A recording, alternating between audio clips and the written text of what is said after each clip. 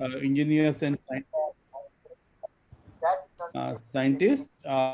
We have been doing both public policy theories models as well as models and theories of regulatory governance.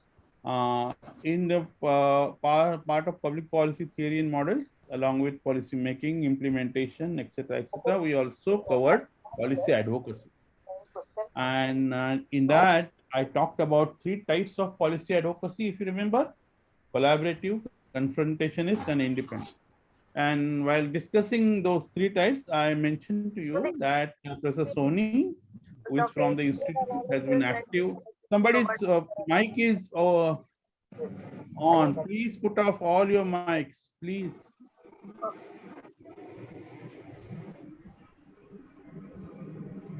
Okay, thank you. So I mentioned that Professor Soni uh, has been doing collaborative advocacy with government of Maharashtra for some time, for a long time rather. And so I was thinking of inviting him to the class, and he graciously agreed. So he's here, and I hope those students who have been doing the course are ready with some understanding of the policy advocacy framework and will be able to ask questions to Professor Soni sir. Okay, thank you. So Milind, please take over. Yeah. I'll begin. So, Subodh, when I say next, please go to next and so on, Yes, right? I will do that. Yes. Okay. So, I'm sorry that there is this last minute glitch which always happens.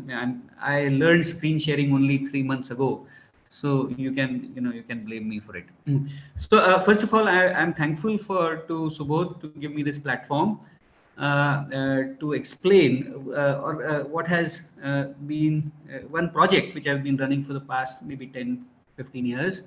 There was an initial learning phase, of course, for the first 5 years. But then the last about 10 years, I've been trying to run this project as an advocacy project for Vikasvaad.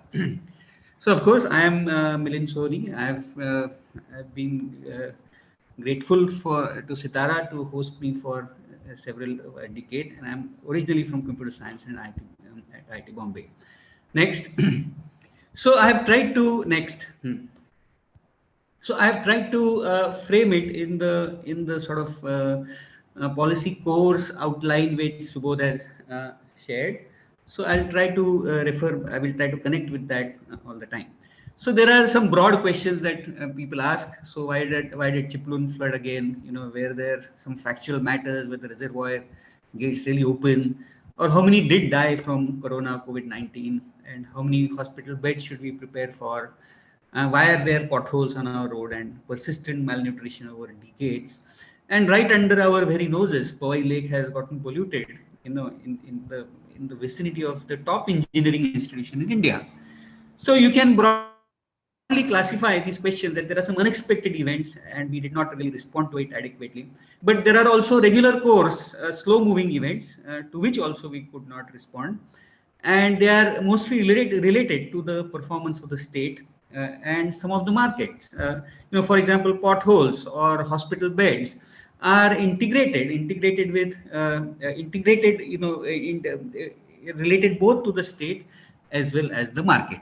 So broadly, we have different types of questions which we have faced, and we want to understand why are these failures happening. Next. So there are standard answers. Politicians are corrupt.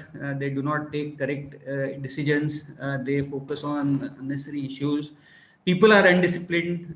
They do not take care. They spit everywhere, or they do not follow COVID protocol. They don't pay taxes. They are uneducated. A lot of uneducated people we have, and foolish people. The state is also excessively bureaucratic and slow. The top bureaucracy is competent, but not so lower down, right, at the local level. But some say the top bureaucracy is also not competent, and the state just does not have the capacity to measure all these things. Another argument: there is no money. How are we going to afford it? So that is also yet another argument that we have heard. So it is important that we understand, or at least we have a framework of understanding what really is going on and how to judge each of these arguments and verify whether they are true or not. Next. So yeah, so for this we need to understand how because if we want to apportion blame, we have to apportion activities, right? We have to apportion roles. So one can say that we are the people, and then there are agencies or organizations called the state and the private sector, and we support them through collective means. Maybe we organize ourselves as caste or as constituencies or as gender issues, or maybe as individuals we buy Colgate over Palmolive or whatever, right? And so we make individual choices, we make collective choices to modify or transact with the state and private agencies, and in return they give us services, of course wages where we can spend money, and various goods from shaving blades to pipe water supply schemes to public transport to OTT, right? So all of these are things that we enjoy.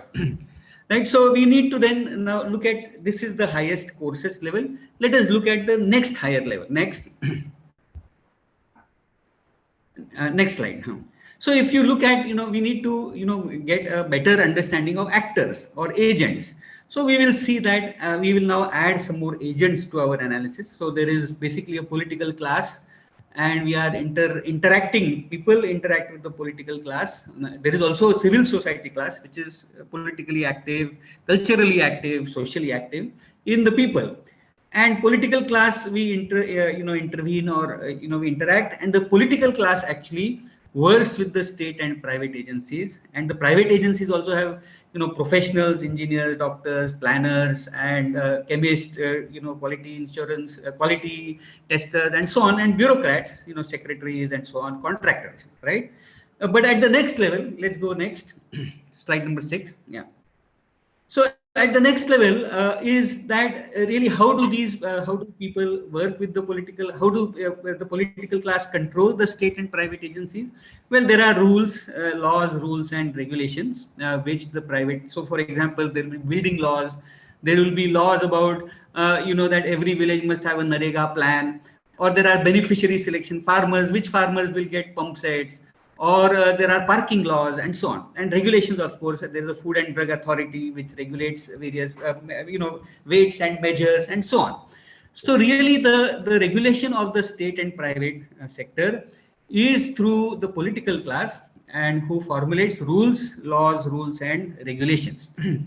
And there is also a knowledge structure, right? So there are professors in universities, not only universities, not only IITs, but also IITIs, college, even 12th standard pass. 12th standard pass person has undergone 12 years of formal training or formal learning or whatever. So, so really that there is this knowledge sector. And then there are, of course, scientists in various agencies, maybe, a research lab, because Tata R&D is there, Reliance may be doing their own R&D.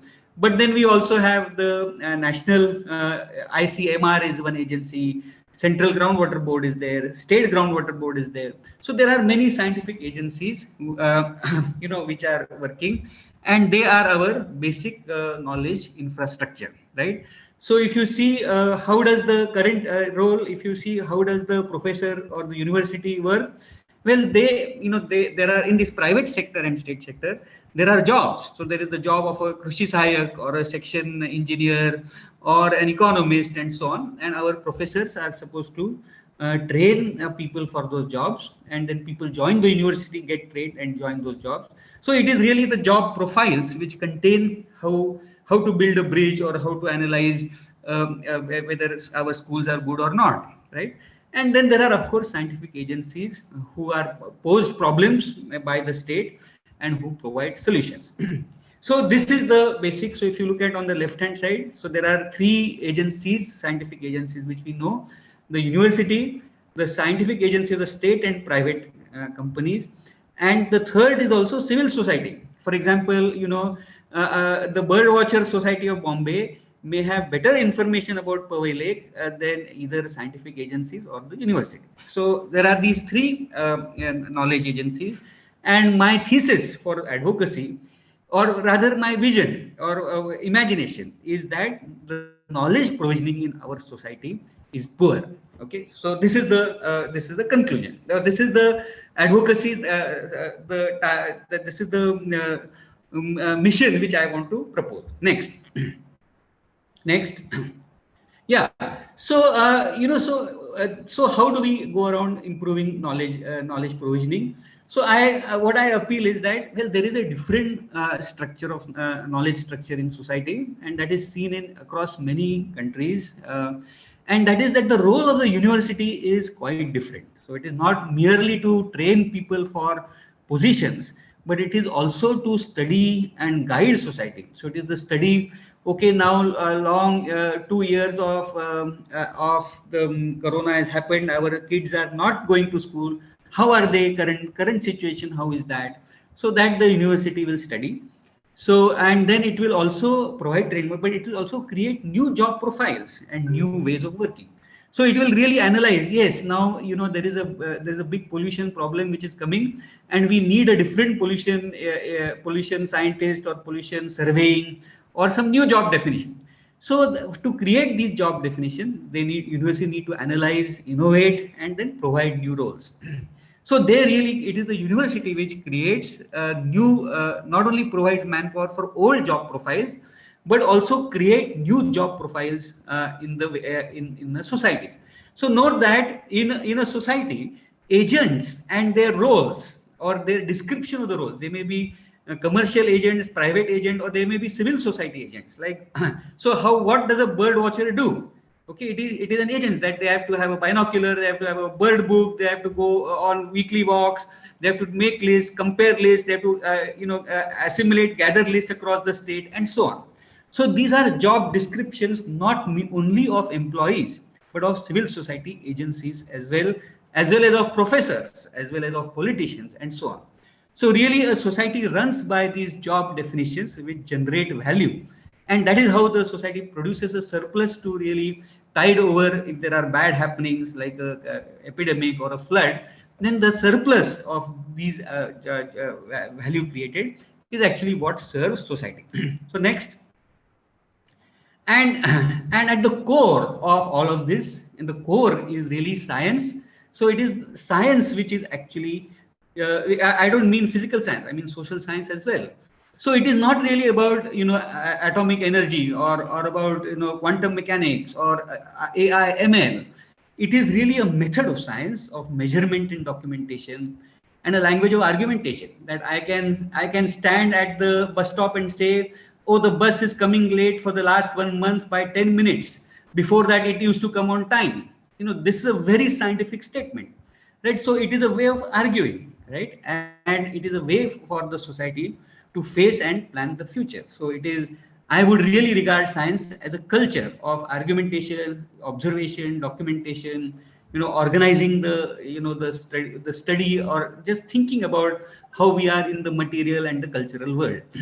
So it is really a transition. It is really a cultural agency which is interacting with a physical or material world, and which is really which I call as science. So now, of course, our view of science has been very different. I mean, students should think, why are all our famous scientists only atomic scientists or space scientists, right? It is a joke. But anyway, one should think about what true science really means. So next, so given this vision part, right? Given this vision part, now we have to advocate a very concrete idea to the people, to the to whoever are our decided stakeholders. So what is the idea? It is a simple. So first of all, given this vision, we have to translate it into something very concrete, something which we can say is an advocacy presentation. So we will say that, well, we want development outcomes. We want Chiplun to survive a flood. We want malnutrition to improve. Then if you want development outcomes, then our job descriptions have to be much better, right? So our governance has to improve, and our job description have to match with what development outcomes and what measurements we do of development outcomes. And for that, our research and curricula, if you want better job incomes, then you have to have better research and curricula, and then that will feed into development outcomes. So really, in where all the three have happened, we will see improvement. So okay, so How do we do that? We demonstrate in a concrete sector, how new knowledge will improve outcomes. Argue that it is also a matter for higher education.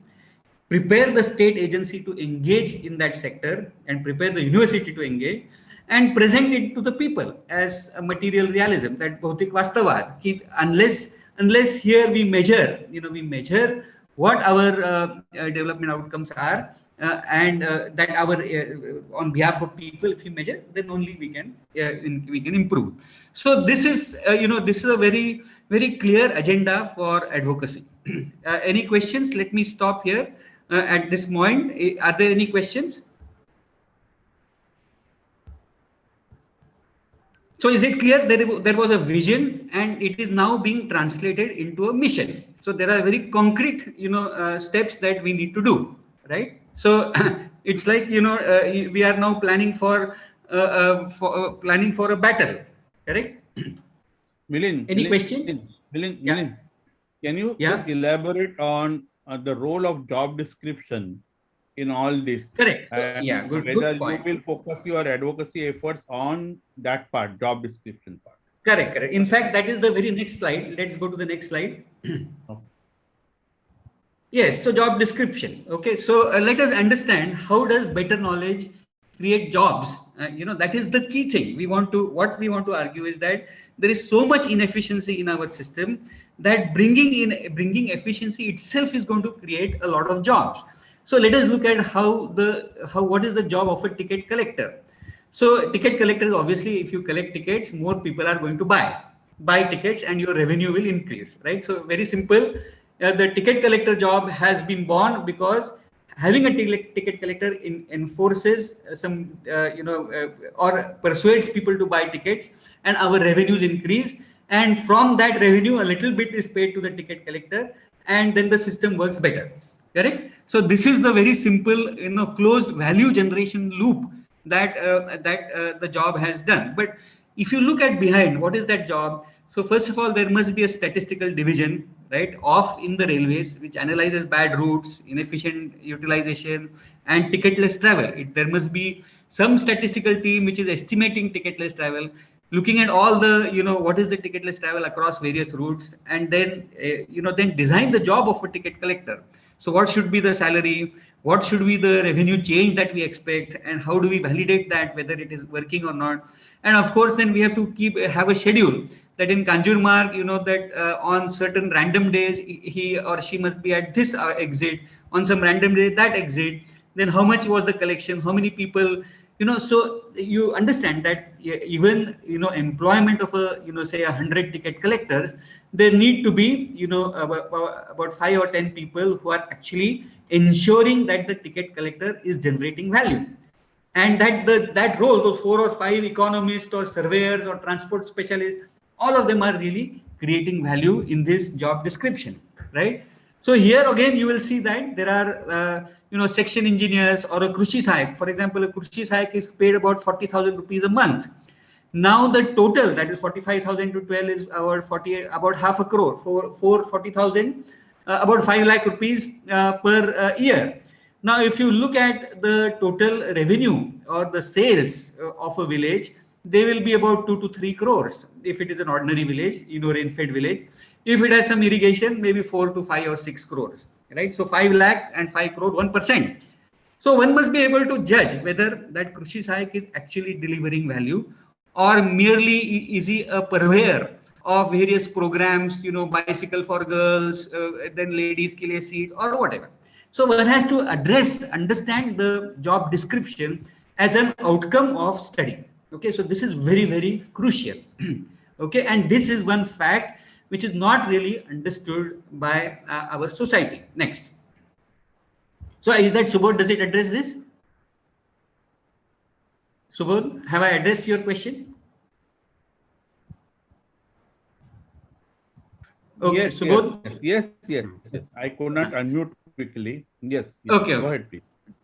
So now let us look at. So now really, what we have to set our target. So sales pitch. So we are going to say that better development services from the state for our bottom 80%. We want to. What are our objectives? We want better development services and we want to have more jobs. Okay, and we have now tied the two, that better development services and more jobs don't need to be opposite each other. They may in fact come together.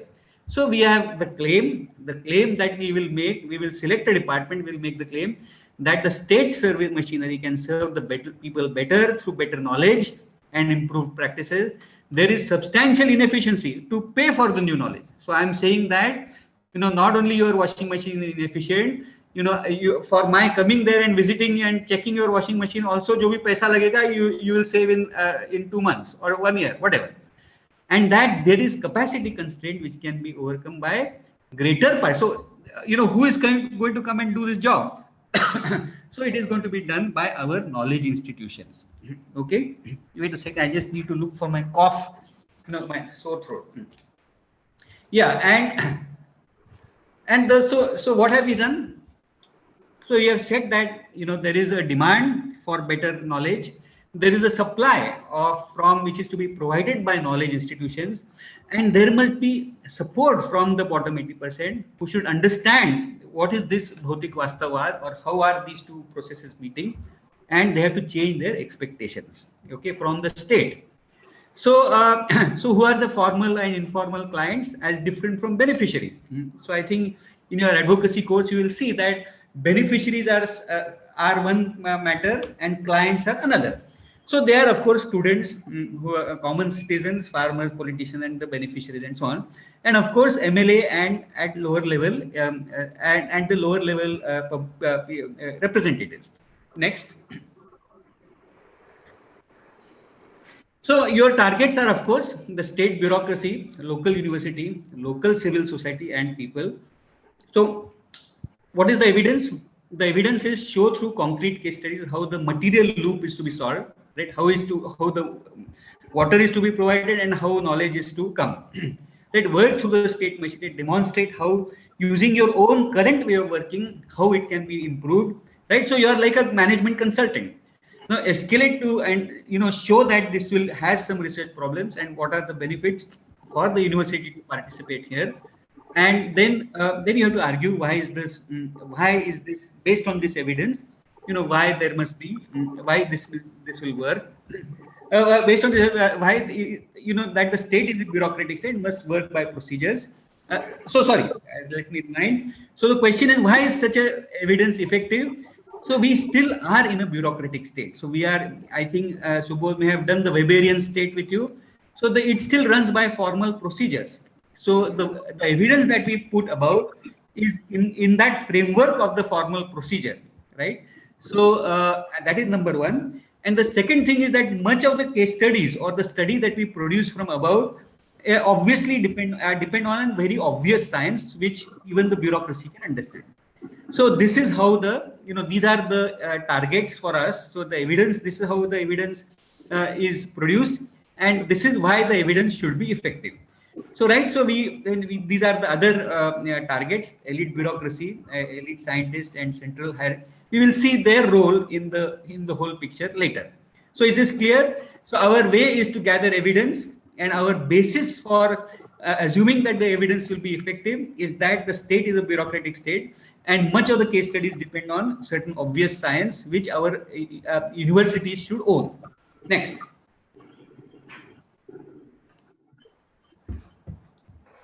Yeah, so now we come to how do we do it.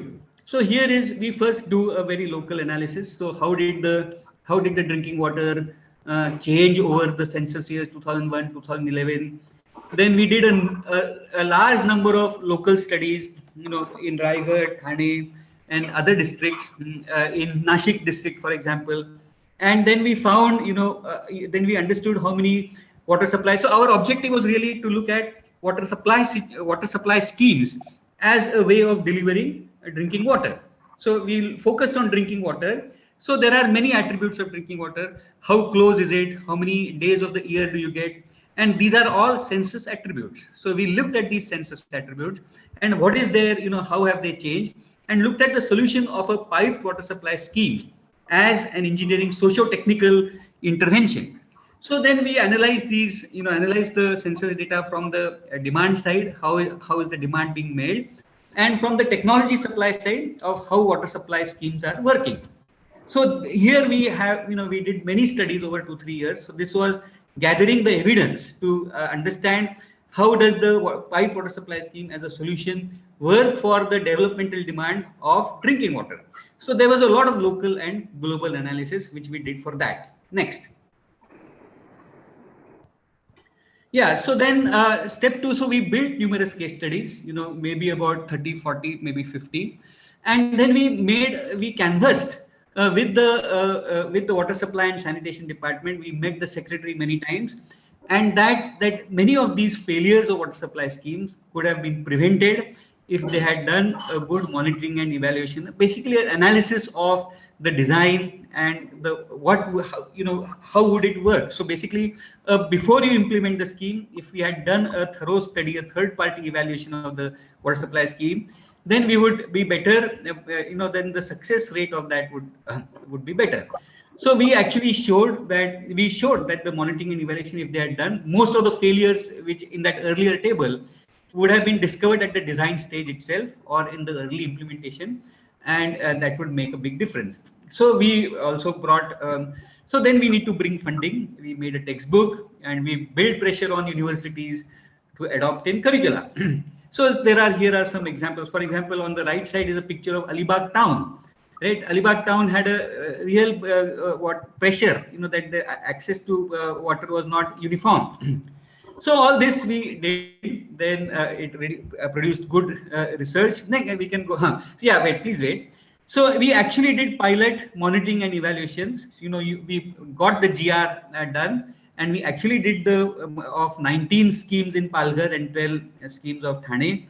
And here are the sanctioned amounts, and minor problems were 9 on 19, major problems of design were 7 on 19 in Palghar, 10 on 12 in Thane, 9 and 12 in Thane. So after this, there was much debate in Thane and Palghar district, and in fact, we did a training program. IIT Bombay did a training program for Palghar district engineers, and their performance improved substantially. Next. Yeah. So all of this, we also ended up writing a textbook. So you can, here is the link, you can go to it. It's a 200-300 page PDF, and also very good, very nice research also happened. The Jal Tantra tool came out of it. So you will see that the university, the imagination of the university, the closed loop that emerged, the university as a knowledge provider, was essentially validated and explained the evidence that the university can actually work like this and provide jobs. By the way, so for this purpose, there were about 5 to 8 engineers hired full time in analyzing water supply schemes of Palghar and Thane. So there were actually, so in one GR, that GR which came, it had the capacity of generating lots of jobs as well. Next. Next. Yeah, so I think before I go further, sorry, you have jumped one step ahead, I think. Yes. So before I go further, what was exactly the policy instrument that Water Supply and Sanitation Department created? So it created the demand. How did it create? It essentially said that every new water supply scheme, 1% of the scheme should be set aside for third-party evaluations done in the manner that IIT has done it. IIT, through its reports, have generated ways of analyzing small and large schemes, water supply scheme. So so initially it was all government colleges can do it, and get access to this 1%. Now, how big is this 1%? So you see, typically Maharashtra state produces invest about 1,000 crores every year in new schemes. So 1% is 10 crores. Now every engineer gets paid about 5 lakh. So 1 crore is 20 engineers, and so 200 jobs. So there are 200 jobs created only in assessment and evaluation of water supply schemes. Okay. So in one GR, this development market has been created. Now you see that so the demand was established, right? So now our job is now to worry about the supply. Will we have 100? Are there 100 engineers who are willing to work on water supply, rural water supply? Are they willing to work in Buldhana? Are 20 engineers willing to work in Buldhana? So we don't know, right? So we should ensure that that happens, and that is why we wrote the textbook. So then we approached the government again. I think that time Fadnavis was the chief minister. The earlier GR that was Prithviraj Chauhan, that who was the, yeah, and we had talked to him, and somehow we never know why a policy instrument came into being. Maybe it was the role of the center, maybe it was us, maybe whatever, but it came. So in this, what does this say? This is a government GR, government regulation. It is a rule or policy instrument. It says that the objectives is to reform teaching and curricula in higher and technical education, analyze with development and align with development outcomes. And it is to train future professionals for development objectives, and and basically it provides for data. So using this GR, colleges can approach a district agency collector for data, for analysis, and for funding through existing protocols, existing funding. For example, there's a district innovation fund, so one can approach them through this. And it also provides a mechanism for citizens to approach institutions. So I can, for example, I can, I mean, if I'm I'm in a village in Sangli, and I think that my water quality, that there is too much nitrogen in my water, I can approach a college and say, please analyze my water for me. And here is some money, say 5,000 rupees from my, GPDP or whatever, and please analyze and give us a report. So it is really with this objective that this higher and technical. So it was called Unnat Maharashtra Abhiyan. So basically, it was trying to ride on a central scheme called Unnat Bharat Abhiyan, which was, of course, usual Dan Dharma and so on. But this was a very concrete professional program. Okay. Next. Any questions about this so far? Okay. So then there was a sequence of policy, interventions, various GRs, so what we were doing so we first began with 17 colleges in Maharashtra. So the main GR, the Unnat Maharashtra Abhiyan GR, which is here. So through that 17, so there were list of, there were many obstructions. For example, colleges would say, analyzing a water supply scheme in a village, is this science? Can a civil engineering student do it? Is this what will the examiner of that BTech project say, or an MTech project? You can imagine that there are various norms within colleges, and you have to show that you have to show enough rigor, that there is enough rigor in this analysis to be worthy of it being called or technical training. So there were these difficulties. So then higher and technical education ministry, the department actually started listing topics, waste management, then rural water supply, agriculture, irrigation, rural electrification. All of these are valid BTech projects and valid MTech projects. Okay, so there's actually a government order which tells you, so that prevents, if some examiner comes from some other college and say, "Arey, ye kya hai? Isme kidhar ye engineering hai? Isme kidhar science hai? Isme kidhar whatever." Of course, on the other side, students should not, there should be more rigor, of course. Then we connected it up with the district innovation fund. There were many empanelment of private.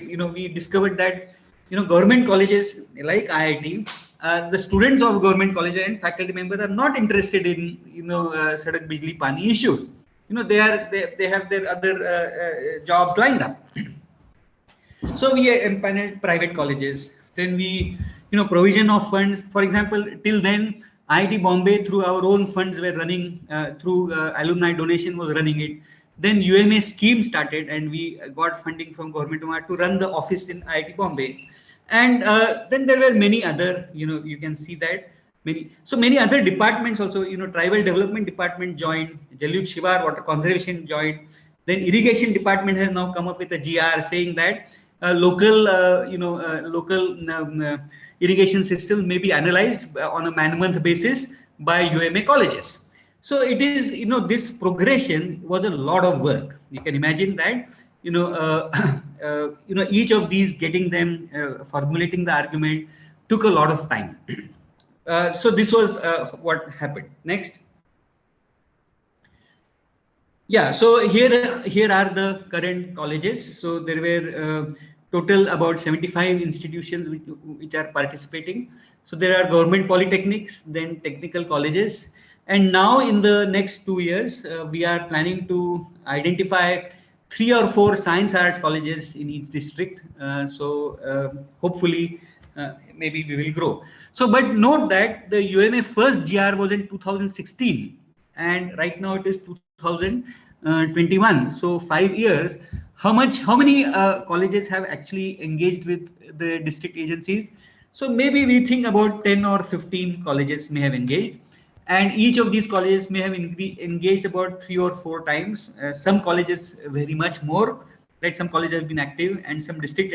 So it is a matter of these colleges making a name for themselves as local knowledge providers, and then sort of like it's like the market, the ability for us to start the market. So next. So as an advocacy agency, what was our role? Our role was to enable the market to work, right? So our role was to train that, if there's a demand for analysis of water supply schemes, we will train that. If there's a demand for, analysis of agricultural feeders, power feeders, transformers, or feeder level, then we have, trained that. Then we have based on public transport, analyzing a taluka bus depot. So what we hold are basically workshops, right? Workshops for colleges. They can come here, they can get trained. We will give them standard case studies by which they can, try and engage with the local agency. So it is it is in a decentralized manner. We are the standards provider. We are the sort of food and drug agency, FDA, who's talking to local FDAs, district level FDA. So we make some standards, try to and create enabling instruments for the colleges to work with the regional agencies. So this is how we basically, our workshop plan, for example, for the coming year is as follows. Next. Yeah, so it is clear what our overall strategy was. So basically create a market for knowledge products. So remember, we began with the hypothesis that there is a shortage of knowledge in society.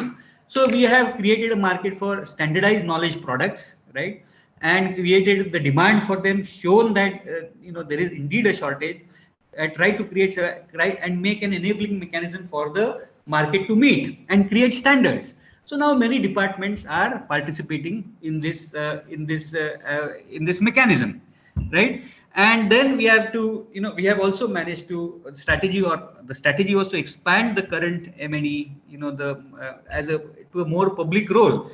So understand how from state mandated monitoring and evaluation, the next step would be to have independent studies. So for example, Ahmednagar, what was the corona death rate? How many days did people stay in the hospital, and did that affect the death rate? So this is one step away from a state mandated monitoring and evaluation. So really there were 3 main stakeholders. So with the agency, with the department, show inefficiency. These are studies, show solutions, get openings in policy openings, use the IIT name to create it. Then in the second part, with the university, show pedagogical value, that, and maybe employability of the student, argue that universities have a civil society role, and garner faculty interest and student interest. So and with the people write articles in local newspapers, give speeches in taluka places, wherever you are invited, give a speech. What is the role of the college? What is the role of science? Why should we measure? And basically try to, what is material realism, scientific temper, and role of the state. These are the 3 basic pillars: material, bhautik vastavavad, scientific temper, science as a method, and expectations from the state. These were the 3 themes on which we talked with people. Any questions right now? Students, any questions? Okay, maybe we can. So yeah, let's go to the next slide. So IIT's importance. It was I thought it was crucial. I'm no longer so sure. Okay, so for outsider, important, trusted and technically respected party, right? IIT का नाम बोलेगा तो दरवाजा खुलता है. Okay, and some collectors will actually, ask you, oh, you have come from. So Parmani collector will say, oh, you have come from Powai, Bombay, yeah, come into my office, and then okay, what do you have to say, and so on. And so we are also important leader of academics. We are seen as an innovator, in research and curricula. So many, many, if I go to and talk to say Amravati Engineering College, Government Engineering College, they will say, oh, IIT professor has come, he wants to talk to faculty members about, about, so they will listen. And the third important thing is that we are seen to be independent and above local politics, right? Because a lot of our institutions are connected with some political agencies or the other. And that really required us to do new roles for the university. So we had to coordinate with state agencies. And for IIT, this is a new role. That how do we coordinate with state agencies? So it is easier to coordinate with Monash University or Berkeley than with BMC. But BMC is also okay, but then with government of Maharashtra. And stressing that we have a civil society role, that was quite difficult, and that is a new role that we are here in Maharashtra state, and we owe something to it. So this feeling had to evolve in within IIT. And for that we had to create some sub institutions like Maratha, UMA cell, then TDSC, and we had to create some academic substructures also like TDSL, so that basically when we are saying ki students should do case studies, so pedagogy of case studies, that it is important for students to understand how science works in real life. It's important for students to go to a bus depot, right, and note down the timetable and analyze it, right, for a computer science student. So I think that the TDSL, various mechanisms were started. And yet, there was very severe limitations inside as well.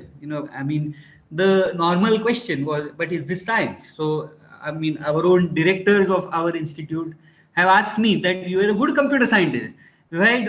So when did you start doing social work? So that is a very I mean, I used to feel hurt about it. I feel much better now, I think. But anyway, but these are the sort of questions which people have. Okay, and but there is I mean, I will discuss that later. But Sitara is an important bastion. I think that important. I thought it still is an important place where they appreciate the professionalization of development as an agenda for themselves. So I mean, we at Sitara used to say, what engineering are you doing? I'm doing real engineering. You may be an electrical engineer, the third person may be a mechanical engineer, a fourth person may be an economist. I am a real engineer. Okay, so that makes that's a very important thing to say. But on the whole, I think that the IITs have failed to grab this civil society role for themselves. So in the diagram that I had drawn, the first diagram where I said that in Korea or Europe, the university is seen differently. And in fact, if you look at Columbia University, or if you look at Erasmus program, or in Europe or so on, they do see the university as a civil society agency. In fact, the engineer is also a social change agent. That is what the engineer, the definition of the engineer is by the new, I think it's called the Washington Protocol, or I don't know, some one of these agreements. So they have defined the engineer as a social change agent.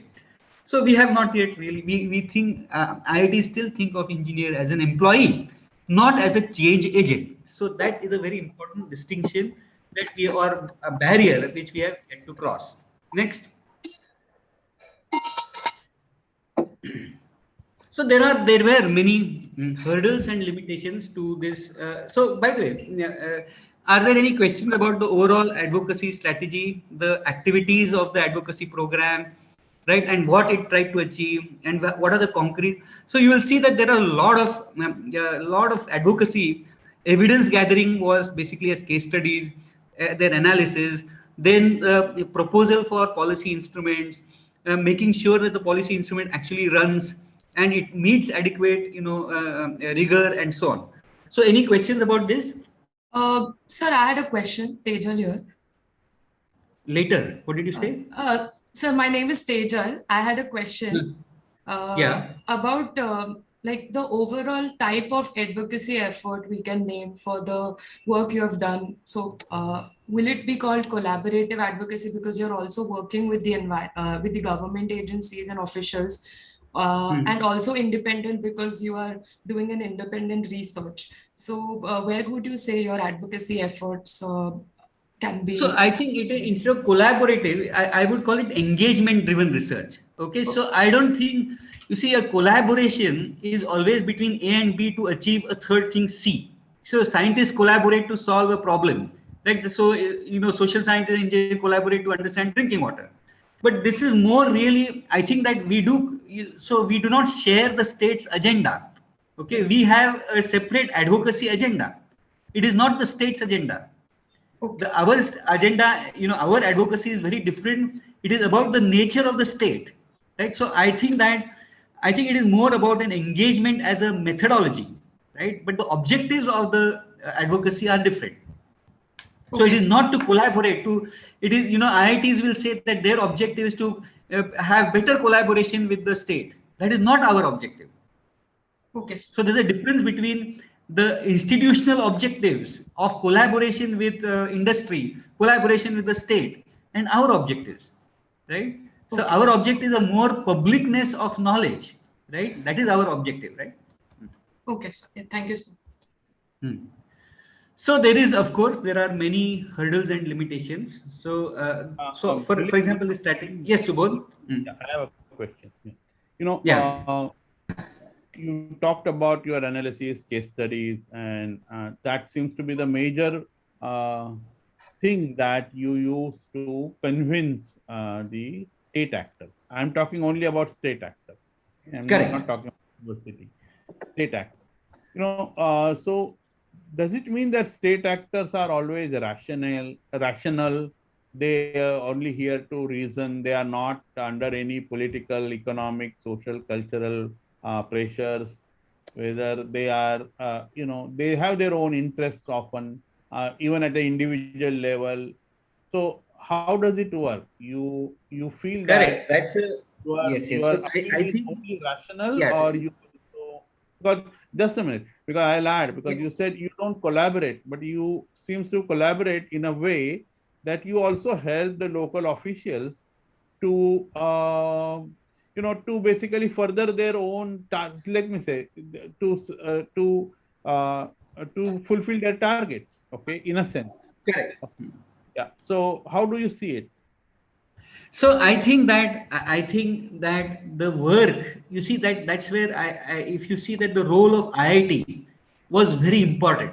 Okay, that IIT professor has studied this groundwater, based water supply scheme, or has studied taluka bus depot.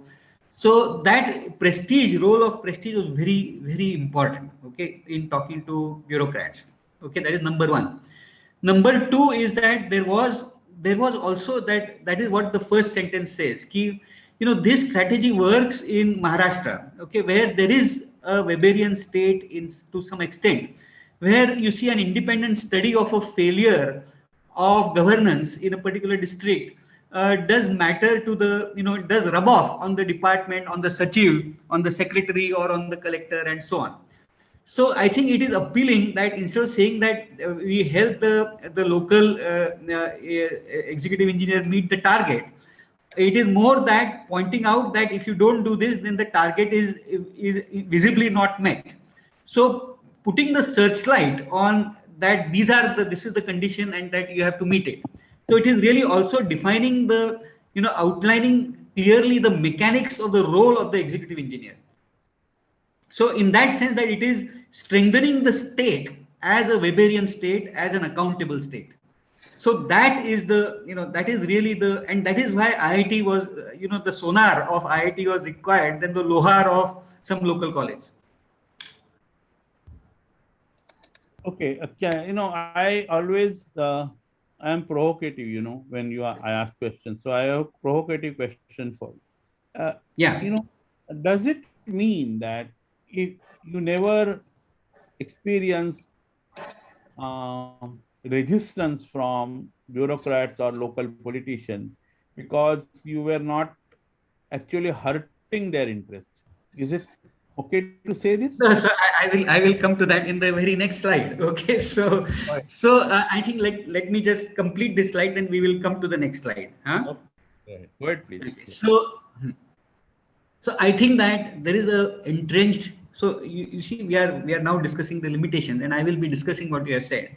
So there is first of all an entrenched view of seva bhav in the development sector, that drinking water or feeding the underfed or public transport, poor people travel by bus, women travel by bus, and so on. So this is much deeper than we all think. Okay, even if you look at Narega, it is, I mean, it's a program which was spending 35,000 crores every year, but there is not one formal course elective in any university, engineering, civil engineering, economics, sociology, nothing. So Next. it was supposed to be, yeah, it was supposed to be so it's a very different way of analyzing development. Okay, so and there I think, and of course the English media is hopeless. So their paternalism about the development as a very important central activity is, we will talk about that later. The regional media, I think they are more focused on. There is somebody's mic is on. Your mic is on, NC. Your mic is on. It seems. Yeah, so there is the regional media, they are more focused on Ata kasa jalyug shiva, tumcha kasa phasla. These are very standard things. So we have to, I think it is, I mean, that's another thing. And there is, of course, within academia, a little analysis. I mean, if you have seen the corona epidemic come and go, and you see that very little academics participation in any study whatsoever. The IS system, of course, the iron cage, it has very little accountability or interest in measurements. And the center versus state, the nation as the ultimate entity, of doing dan dharma is also very inimical to local action, local accountability. And of course, we have kept the bottom 80% engaged in various Labharthi schemes, the PM Kisan Samman Yojana is there, Narega is there, Garibi Hata, all this is happening. And of course, competitive exams, the many theories, and dividing the bottom 80% along these caste and religion, very standard. So I think and of course, lack of comprehension in civil society and students about how does this material society actually run. So the first diagram or the first 2-3 diagrams of the, what are the basic components of the state, how is value created, what is the job description, all of this is not really understood.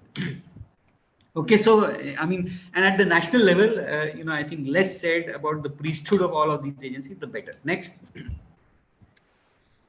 So I will say, given all of this, so what's the success? I think it's just 35%. Okay, so what has been really created, it is very exhausting. So, when Subodh said that, did you not feel pressure?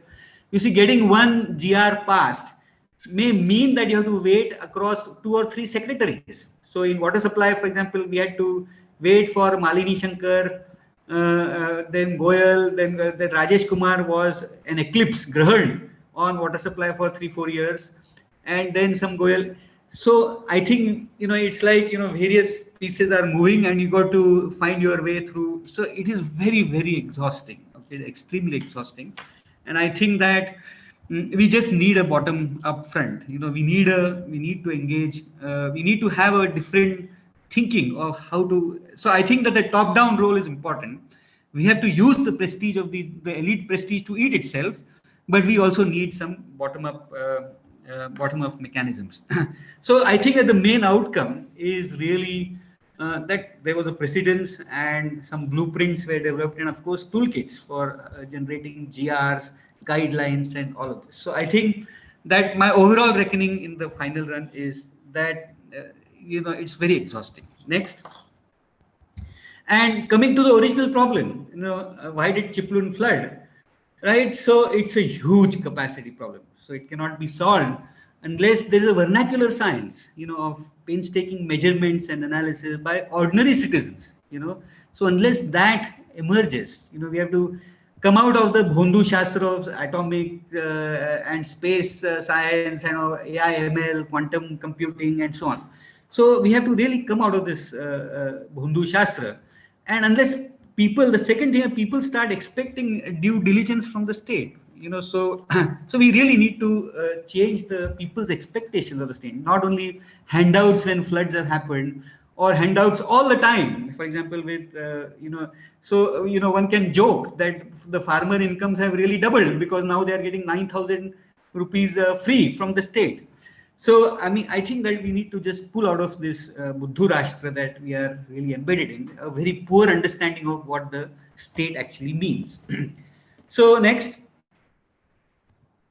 So this is my last slide. So we have, so really, I mean, I think the dismantling the Bhondu Shastra and Buddhu Rashtra is a cultural agenda, okay? And it has, I think that I have listed several bullets that these are the things that we should, maybe if there is future advocacy, if there are some, Subodh has a lot of students, so maybe each of them can design an advocacy framework for these.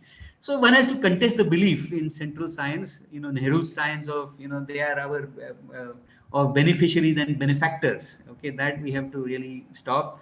We have to, there is incompetence at the top. There's very little capacity to document, analyze. I mean, the mainstream media will never ask IITians how many, if they find out that less than 50% of the IIT students attend classes, that that would, one has to show them, one has to show our people that, that there is very little competence at the top.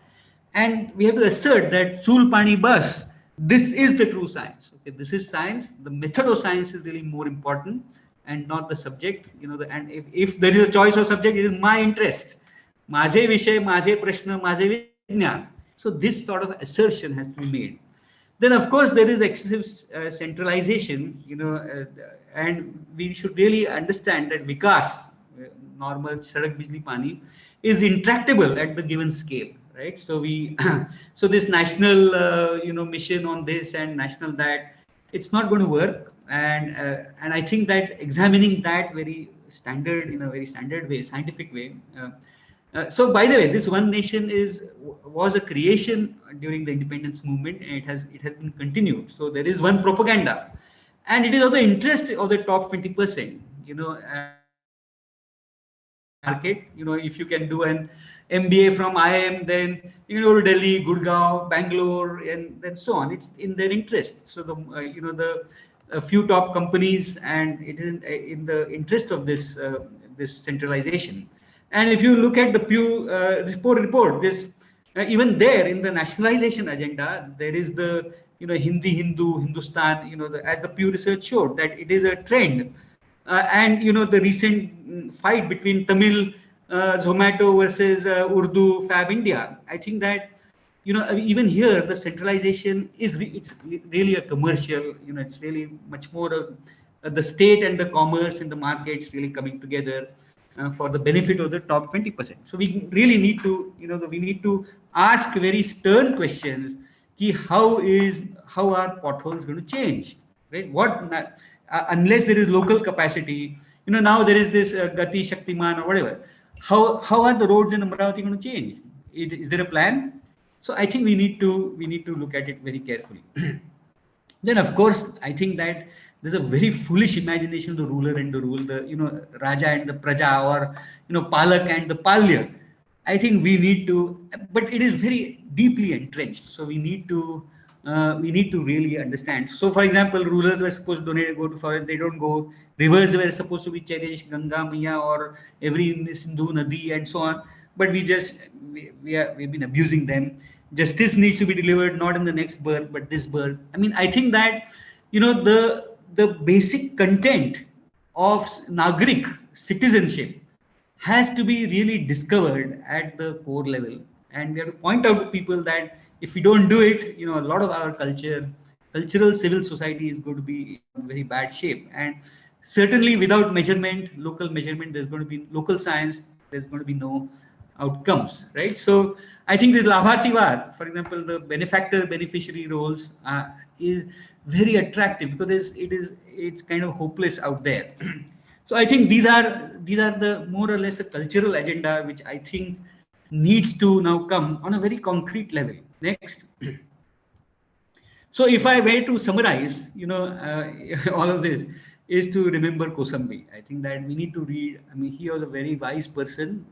If I'm allowed this liberty in this course, that he was a scientist and a historian and a fairly good understanding of what is going on. Of course, not. He didn't understand the development sector that well and its agencies, but I think there's a lot of point in what he has said about material realism. Next. So finally, I think that so I began with the bottom 80% and developmentally underserved, but we know that the bottom 80% also culturally underserved. They can hardly read, they cannot write, talk, poke fun, criticize, or read books. So I think this as a strategy, how do I get the bottom 80% to talk is how do I really do it? I think is an important agenda. Maybe it may be done at the school level, but it has to be done, below the radar. That's very important. So I just as a every talk should have a item number. So I've just put an item number here. So this is the last slide. So we can just play that item number for half a minute. Subodh, can you play this link for half a minute?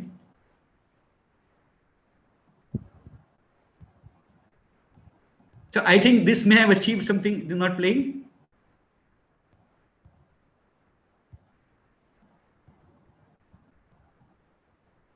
Is it playing?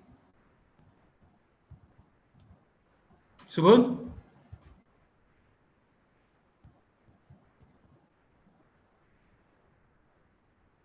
Subodh? Oh, he muted himself.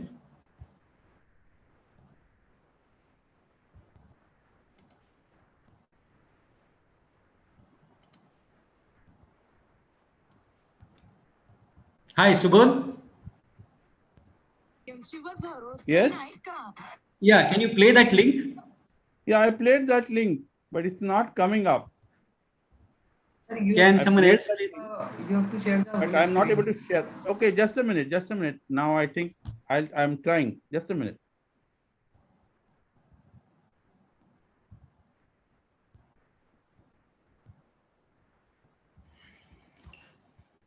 Okay, I'm playing. Yeah. Is that correct? Yeah. मुंबईच्या रस्त्यामध्ये झोल झोल रस्त्यांचे खड्डे कसे खोल खोल खड्ड्यांचा आकार कसा गोल गोल मुंबई तू माझ्या संग गोड बोल मुंबई तुला पावसावर भरोसा नाही का मुंबईचं ट्रॅफिक किती लांब लांब Yeah, we can stop. I mean, you get the idea, right? Yeah, so you get, I mean, I think that there are different ways of looking at the development problem too, right? I mean, we started with potholes. You see, I mean, just the ability to talk and criticize, poke fun is also very important. And I think that may be the thin end of the wedge, this TikTok and all of these things, if they, I don't think that that's true, but I think that at the local level, at the school and college level, I think that's where the action really is. So let me stop here. Thank you. Yes, thank you, Milind. Any questions? Need not be only from students. Other people also can ask. The students also should ask. Any questions? So I think first students, and then maybe we can open it up for others. Yes. Any students? Sir, what is Go ahead. I can't see your this thing. Please speak up and go ahead. Sir, why there is problem of water availability in central Maharashtra, especially for farmers? So as I said, that this is really a course on how to answer this problem and not what is the answer. Yes. Like some policies should be made which have permanent. Again, it is about, do we have the study to make a sound policy? The point is that how do we organize the study which is needed to make this a sound policy? That's the whole question.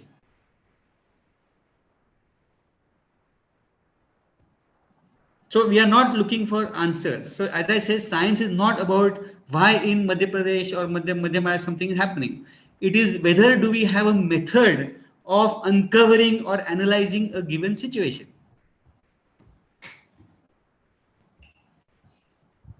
You see, otherwise it will be that this politician has better intentions than that other politician. That is not going to, this king is better than that king. What we are saying is that the relationship between the Nagarik, the citizen, and the king is a very modern and different relationship if it has to be based on science.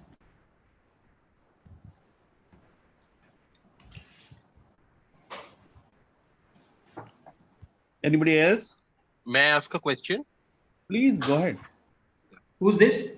My name is Priyank, sir. I am a PhD researcher at Center for Policy Studies. I work with Professor Subodh Wagle. Okay, please go ahead. Yeah, so I have a question that when this kind of suggestion comes that we should study the administration, kind of feeling is there. This is my personal feeling that kind of work becomes very boring. I mean, because the kind of research work which is, say, in the studies of like Center for like in the public policy domain or political science, the kind of work which is in a way romanticized, it's more in a way of conflict-driven kind of studies. So that is one thing that how does one address that kind of allegation on public administration studies that they are boring? So can I answer this, because this itself? So what I think, so it's a good question. So the difference really is that we are taking up problems of a lady when she opens her tap. First of all, is there a tap? Why is there no tap? And if the tap opens, why is there no water? Okay, so I think that connecting the ways of at the local, I mean, if you've read policy, you will see that a lot of the absence of capacity at the lower level, at the village and the taluka level, has been pointed out. And I think that what are the job definitions at that level? How do I study an enterprise such as a water supply department or a water conservation department or agriculture department in terms of its job definitions and job profiles? What knowledge is incorporated in those jobs? I think that is a good, and does the policy really at the mantralaya level, do they measure? I think these are the questions that will directly appeal to the local people, right? So I think that we need to, as a policy person, we need to have a domain or a geography where we find ourselves personally accountable. And there's a second question also related to that, sir. When kind of we think, like, if I am kind of understanding what you said correctly, that we need to develop our own conceptual categories to sort of to understand what's happening on the ground. But here where in a way comes the kind of what you say, the politics of academia, that you when you don't use the existing frameworks or the like quote unquote popular frameworks, then it becomes like, say, for young researchers, it becomes a question of their career. So somewhere then people are forced to use what is the frameworks which are already available. So Correct. when you say the institutes like IIT, so what are they doing to kind of build the conceptual categories and support and help the young researchers in that regard? Correct. So I think if you just, can you go back 2 slides, Subodh? So I think that this and one nation, one propaganda, and or rather the contest the belief in science as of elite. If you look at the NEET, Tamil Nadu and NEET, okay, right? Or now we are going to the JE and so on. I mean, this is a subservience to a science. So one must understand how this science operates. Okay, so how does a national science operate, right? And what are basically the carrot and stick arguments which are made in favor of this? So now coming to your professional situation, let me tell you that the path that the standard path of doing, some using some standard jargon for undertaking a study, be it in policy, be it in quantum mechanics or in computer science. That is a path of comfort, and there's a lot of, and the trouble is that there are a lot of people on it. So I think that the competition on that path makes jobs inherently, the number of jobs may be more, but the competition inherently large. Okay, so I think that it's, while on the other track, which, on the other track, if you have the benefit of a geographical accountability, that's a benefit, that's a investment you've made in a particular geography, right? If you have that, then it becomes much easier, because attaining, it's a fame structure that we have built. Who's famous? Nobel Prize winners are famous, Olympic gold medalists are famous. Do we know who was the chief engineer of Amravati, who built the, the first bridges, or first, or who improved the state, or improved the, we don't. So I think it's the fame system which is creating very few very famous people, right? So I think that if we understand how to unwind this is a bigger agenda, of course. So it's like the propagation of a global society and of excellence and membership in it. Thank you, sir. Yes, anybody else? Please speak up, because I am not able to see your hands. So, any other question?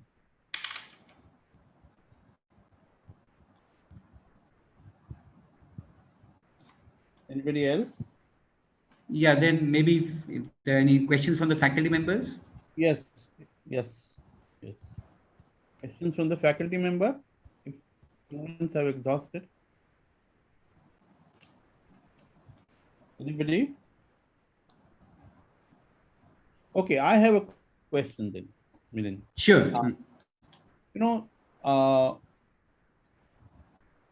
You have been speaking about science as if science is an objective, unique science. Okay, science is always one. Science is always objective. Science is always unique. It's beyond. It's incontrovertible kind of science. No, I have not said that at all. Yeah. So if there are, I have science as a method, purely as a method of it's a culture of argumentation. Okay. It's just merely a culture of arguing and organizing facts. Okay. So you can have a debate at that level. So you want to say that if you want to debate on public policy issue, debate on the method to arrive at the useful knowledge. Correct. And whether they allow certain expressions at all, or whether it allows certain frameworks or certain ways of representing facts or gathering facts. Okay. A lot of policy research bases itself on central government data. Now we know that there are inherent limitations to that, right? For example. Yeah, but if because people will be interested, all stakeholders will be interested in the output rather than the method. Okay. So, and all the efforts of an advocate like you will be judged on the basis of the output rather than the method. Correct? Yeah. So, how do you protect against that? Because, there are many people who will be involved in translating that method or that GR into actual output on the ground. Okay. Yeah. So I think there are 2 points here. Okay, the outputs. Okay, first of all, you see the state is not measuring outputs. Okay, if you look at the Sanskrit Karmanye Vadikara, say that it is my duty to act. Now, are there out? For example, now last year, 90% of the budget was spent on education. Maharashtra state spent 90% of it by. Did students receive 90%?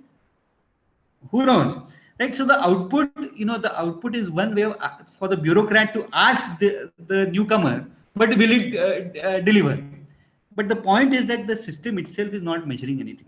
Okay, that's number one. Number two is that, so the output, what is the output? I think that number two is that the measurement, the system of measurement itself is the output. And that is where the jobs are going to come from.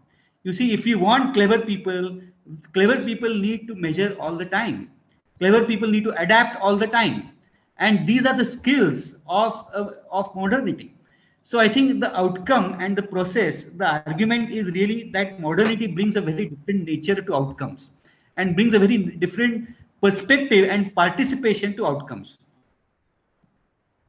No, I'm not talking about outcome in terms of number of jobs. Say, for example, you come up with some method, then that is converted into GR, and then that says that, instead of not just Krushi Sahayak, we also want one, say, let me say that for each taluka, we want one Jala Sahayak, okay? And people, the government accept, it floats advertisement, it hires one Jalasayak for each taluka. And but people will not be happy with that new some 300 No, it will new. not be, because as I No, said, that what is we not are the seeing outcome. on ground is the real output, right? Correct. It So should I think that, for example, what we are now advising government of Maharashtra is that the village should know its median yield of soybean. आम्हाला ते पुरोगामी शेतकरी नकोय. आपल्या गावाचं मध्य म्हणजे what is the median yield, so that the village knows its own median yield is an outcome. okay. Subodh, can I come in? Yeah, please. Yeah, Milind, very nice to listen to you after a long time. Yeah, So, and see. Hi. yeah. Very So nice I to have hear a your voice. comment. While I agree with all of that you're telling, uh, I have another comment to make. Basically came out from Neelam study, which is actually a fight or a conflict within the academia also. The knowledge production, which is actually related to the larger political economy. Because she was looking at wastewater, and then we have the pollution of water bodies. There is one solution of a sewerage treatment plant, which came from, the kind of Western science, Thames got clean, post-industrial revolution, Western cities, so I think that's the imagination from which the environmental engineering knowledge got created. And then all the engineering education actually followed that. So the outcome of that, when you look at the kind of allocations that we have, to bring in this kind of infrastructure of, sewer systems, basically network systems connected to plants and things like that. The JNNURM, I think more than 70% of it has gone to 4 cities in India. Which is kind of, justifiably so, because those are the kind of big cities which cannot afford any other kind of infrastructure. Then there is a whole lot of, appropriate technology, like natural systems, DWATS, SBT by Professor Shankar in IIT Bombay. All those systems it can be very locally done, very effectively done in institutions and all. So we try to look in the last 3-4 years, can this be a model which can be grounded within the urban governance of small towns? We have done even a kind of one demonstration system also, but then the problem is at different levels. Like the first level is the no engineer in the public utility will agree to this because they have not studied it. So it's very understandably so. Second, there is no, in the guidelines and, kind of manuals and all, this is not there. At the third level, the money comes from World Bank and ADB and, and they want only big projects, which then the knowledge of PwC and, those kinds of people will come in, which matches with the public utility knowledge. And at the urban local body level, there is only 1 or 2 engineers who doesn't know much of a thing. So I feel a kind of, even inside the academia, how do you bring in the kind of understanding like Sitara, what is appropriateness of knowledge, appropriateness of technology, and then the relative things that you're talking about also, this technology plus interventions, what has to be done to make the science work. So I think that's a additional layer that I'm bringing in to your analysis. I think that, what you are saying, you see that I have, if you look at AICTE or the national planning, I mean, these are really dinosaurs which should have become extinct long ago. Okay, so they are still here. And our job is to really connect, the way that what you have said it, what are the pros and cons. I think our job is really to, you know start at a very lower level, with the people about, what is really the basic understanding of quantifiability of outcomes and so on. So I think that at the top level, are we going to be able to dismantle AICT? Well, Tamil Nadu has tried and taken the first step of dismantling NEET. But even JE, for example, I have made a study, I have presented it in the Senate, that JE is as much an instrument of inequality as NEET is.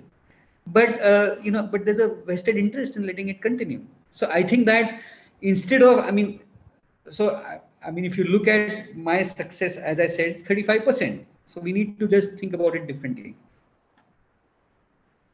Yeah, I think, this, what we are trying to do is a situational analysis, where academic institutions are trying to kind of involve in the situational analysis and trying to convince the urban local. Exactly. So I think that telling local colleges that you have a stake, your kids have a stake. Yeah. And jobs are going to be generated at that level, Correct, exactly. If you go the big way, only this IITB, IIM, even IITB students won't get it. They have to go to IIM to go to PwC to kind of come back and yes, correct. So it is. So as long as you are a sucker for branded, branded stuff, there are going to be no jobs. So really, I think one understanding which I have broader is what a society consumes decides how many jobs it has.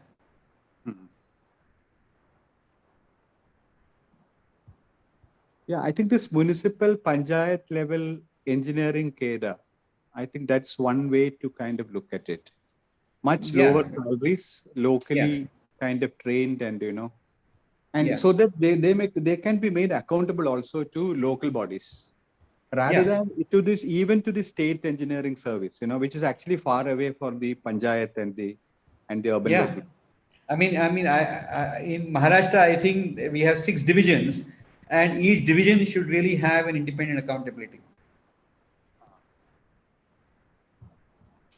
Yeah, this knowledge one we should actually think about. I think Pradeep Kalbar, people are actually doing very good work, in the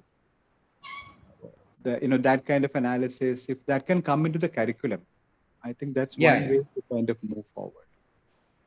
Yeah, thanks, Milind. Yes, thank you. Anybody else? Anybody else? Last chance. Pankaj sir raised his hand. Yep. Please go ahead. Pankaj, I can't see the hands. Please go ahead. Yeah, okay. Hi. Thanks, Milind. This is Pankaj here. I have, one thing that you focus a lot on, and it is this whole idea of quantification. So, you said at the local level, people have to quantify. And so while I agree and understand the emphasis on quantification, what I want to ask is, so if I might be provocative and push it, you're saying that quantification of a particular kind by a particular set of people is the solution to the problems that we have. No, I didn't say that at all. Okay. But quantification is central to what you're suggesting? No, I think is a bird list a quantification? Sorry? Is a bird list of an area that having that there is a bird list in an area, whether it is informal or there's an agreement about what you call a bird. That this is bulbul in this area. That it is a way of communication. Quantification, maybe it's a wrong word, but there has to be a way of sorting, sifting, presenting, analyzing, documenting, and that has to be done locally. Okay, so fair enough. Then so when you say quantification, you are. I think this qualitative quantitative is a fake dichotomy. Pankaj, for a design, you will need both. No. So that is precisely the point I was coming to. Yeah, please go ahead. I'm sorry. I think quantification. I think given the broad thing that I've said, that science is a method, right, of sifting, documenting, picking problems, way of arguing, way of analyzing. Now, if yeah, okay. So what I was coming to, and maybe I have probably not understood you fully, is that isn't part of the problem that we are facing is one kind of quantification and a complete dependence on, and not the quantitative qualitative dichotomy. I mean, that's a different discussion and debate, but this focus on efficiency of a particular kind, on numbers, isn't a deep reliance on that paradigm think not that efficiency, equity, and so on, these issues are really much later.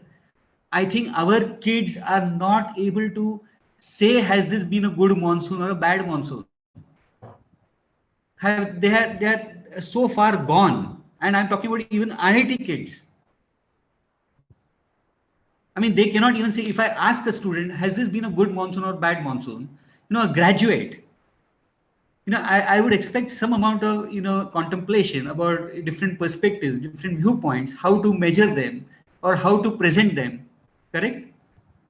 right. So I think this efficiency, equity, and all of these are come much later in the design of a society, of a modern society at least. I mean, about the responsibility of the state and what are I mean, these are far more basic.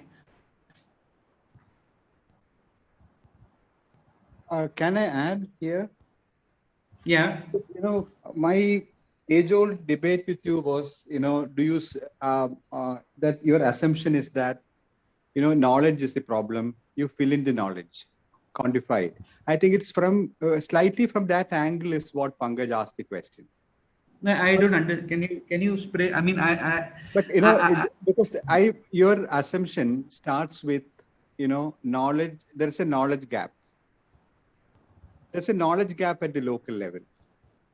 Engineers are either not doing it or not doing it in the proper way. No, but I think my conclusion, if you see the last two slides, it is not that. It is not that engineers, it has gone beyond, it is now there's a culture of science which we do not have. No. I'm telling that was my earlier kind of, argument with you was there is this knowledge gap, which we are going to fill. Which is basically it's the kind of engineering knowledge and quantification which is happening. But in the later work, when I also kind of engage with it, I found that that has to be there because there is in wastewater there is a quantity of flow, there is a quality to be measured. All these have to be done, but then the perspectives that are there also has to be there in the design. Yes, definitely. No, I absolutely agree. The equity, sustainability, because your technology choice will then come with, what is the price? Correct. Who can afford it? I'm just saying that I agree. I'm just saying that, that these are, I mean, I think there's a problem at even a more basic level at the organization of the state and the capacity of the state. But what I'm saying, the expectation of the common argument is that the argument is that these normative concerns are also important while we go for a design. But I think that when you say about the normative concerns, these are between two water supply, or water and sanitation professionals. So I'm really a discussion between two water supply and sanitation professionals. The way you are describing it, yes, efficiency is important. And various perspectives, citizen perspectives are important. Whether the ULB can actually run it after you have implemented is important. I agree with all of that. Yeah. But I think that you are still engaging in a conversation between two. You are describing a conversation between two water supply and sanitation professionals. Yes, and then trying to kind of localize knowledge, localize capacity, localize analysis, localize design. And also Correct. running and kind of monitoring. Correct. So, but what I'm saying is that unless the profession itself is redefined, okay, unless we, or there are basic problems in this formulation of the profession. Yeah. So that means that So then. anyway, but Pankaj, did I answer your question, Pankaj? Yeah, no, I am also trying to think. So if I might, I don't know if you have time, but if I can just, as a supplementary question, this question of, and this is to understand, when you say we ask a student what is a good or a bad monsoon, for example. Yeah. Now, what is our understand? I mean, can they be? And I think you've answered that, but just to can they be universal understanding of a good monsoon? No, obviously not. I want to talk over a glass of beer about how good this monsoon Let me just ask.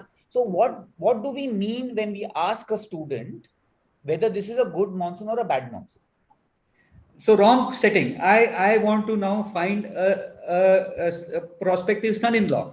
I ask that person how has been this monsoon. Based on his answer, I will decide whether I want to give my daughter to him or not. So there are these transactions which are happening in society, which are actually, very, very distorted now.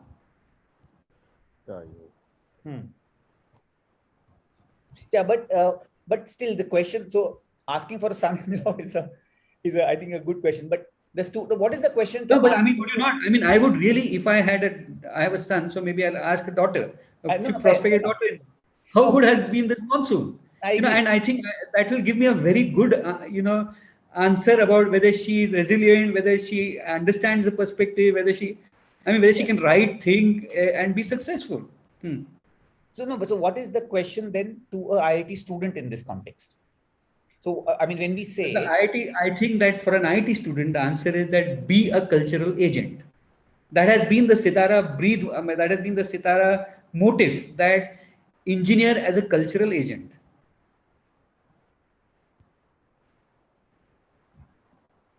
I think there is something to do with analytical tools also in what is telling. Yeah, I agree. I think that the advocacy. Listen. I think that we are going away from straying from the advocacy agenda. You see that what was the advocacy agenda? Right? And what is my conclusions now? That's all. Milind, let us get there later. As a student, let us get to the advocacy later. Okay. Let us stay where Pankaj is. I think there is a problem of drinking water deficit or water quality, pollution. Then I think, how do you analyze it? How does science analyze it? Even environmental engineering, the top class people, we should be able to tell them that our analysis is right. So the analytical tools have to be kind of demystified, used at that level, kind of understand it right. Because interdisciplinarity is not, So that right analysis from that angle, the science that you're talking about. No, definitely. I think, I think Pankaj is adding to this question. Yeah. That's what I understand is that, in a design, you have to have other things also. Like, what the Sitara model is then affordability, sustainability, those kinds of normative concerns, 80%, are you kind of, so those priorities, I think, both these have to be locally analyzed, because the social science, can be very lazy. They criticize and then they can stop. And engineering can also be lazy, that, you do the kind of analysis and you are. So I think, how do you bring this into analytical? You do the numerical clarity, and then you stop. Correct. So analytical clarity, localizing. That is interdisciplinarity or transdisciplinarity, because aspirity is where you want to change also. That's where the advocacy thing comes in. I agree. I think that even with Pankaj, I think that I've been following his work, and I really agree with most. I mean, I think for example, the weekly, I think these are very important perspectives. So there is no question, but that the quantifiability and qualify. I mean, I think these are, very important. So I have no grouse against them. I'm just saying, I think No, it's this is like a at my discussion. stage. This is a My discussion stage of is agreement, right. not disagreement. No, I respect it. It's just that what do I see myself now? I'm 56 years old. You know, how do I pay back to society? I still earn like 2.5 lakh rupees a month. My God.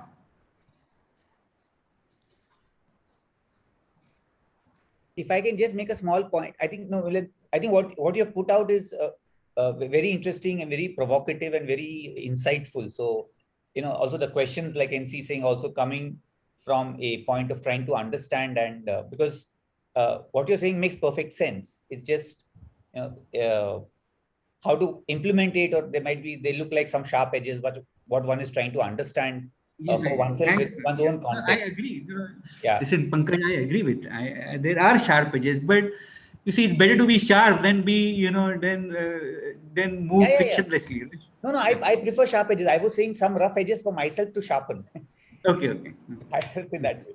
So, I think we'll stop here. Thank you. Yeah. Very interesting discussion. And thank you, Milind, and thank you, NC, Pankaj, for raising the issues. I think Yeah, that and I hope the students get something out of it too, right? I mean, that will yeah, be I really would be very happy if students want to interact with me or want some clarification. I'd be very happy to provide. Yes, please feel free to go and meet Professor Soni. Uh, and thanks really once again. And hope to see you next year, and hope to see Professor NC Narayan and Professor Pankaj also in this class next year, talking about their views of, policy and advocacy especially, because Professor Narayan is also engaged in advocacy, and Professor Pankaj was, before joining IIT, was engaged in advocacy. So next year we can have a good panel, I hope. Thank you. Thank you once again. And Okay, bye. class is over. Thank you. Thank you, sir. Thank you. Bye. Bye.